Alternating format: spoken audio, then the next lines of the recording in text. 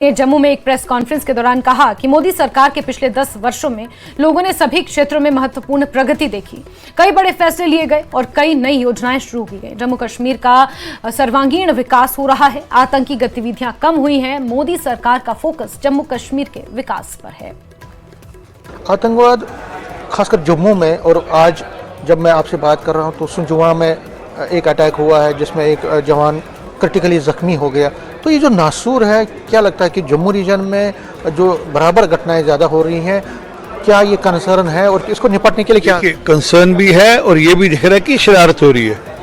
ये बॉर्डर पार से कुछ लोगों की शरारत है, जानकर जम्मू रीजन में शरारत की जा रही है ताकि इसको डिस्टर्ब किया जाए। परंतु सरकार पूरे मामले की चिंता कर रही है और सुनिश्चित आप पिछले सालों 2019 से लेकर 2023 और 2024 को कंपेयर करेंगे तो बहुत फर्क पड़ा है। हाँ, ये ठीक है कि हाल में कुछ घटनाएं जम्मू में बढ़ी हैं, उसकी चिंता सरकार कर रही है। होम मिनिस्टर साहब ने ऑलरेडी उसकी चिंता करनी शुरू करी है और आपको इसका आने वाले दिनों में, अगले हफ्ते 10 दिन में इसका रिजल्ट भी दिखेगा।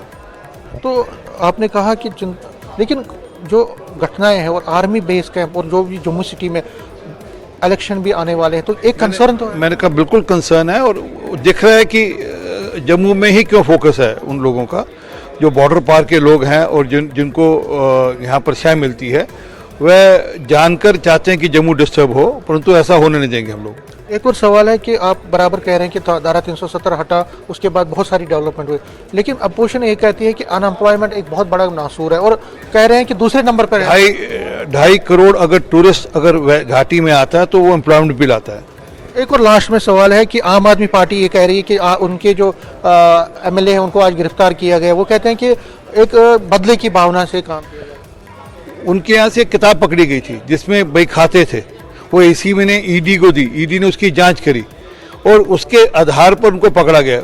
असल में वह इस बात को छुपा रहे हैं कि वक्फ बोर्ड में किस प्रकार उन्होंने घोटाला किया, किस प्रकार से वक्फ बोर्ड की ज़मीनों को उन्होंने अपने निजी उपयोग के लिए या अपने दोस्तों के उपयोग के लिए उसका यूज़ किया।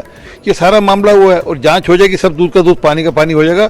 और अगर उनको कुछ है तो कोर्ट जाकर गुहार लगा सकते हैं। असल में अभी भी वो एक मामले में बेल पे बाहर हैं। तो क्या है कि ये निरंतर जो इन्होंने भ्रष्टाचार किए उस पर कार्रवाई अब शुरू हो गई, इसलिए इनको दिक्कत है।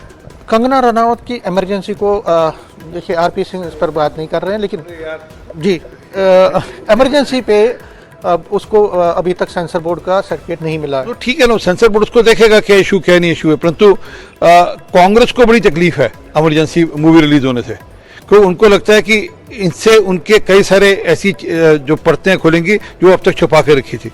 और एक हिस्टोरिकल मूवी है, एक पर्सपेक्टिव से पेश की गई है, उसको देखना चाहिए। अब मूवी आएगी उसके बाद पता लगेगा। हाँ, जिसको दिक्कत है कांग्रेस पार्टी को, उनको दिक्कत रहेगी।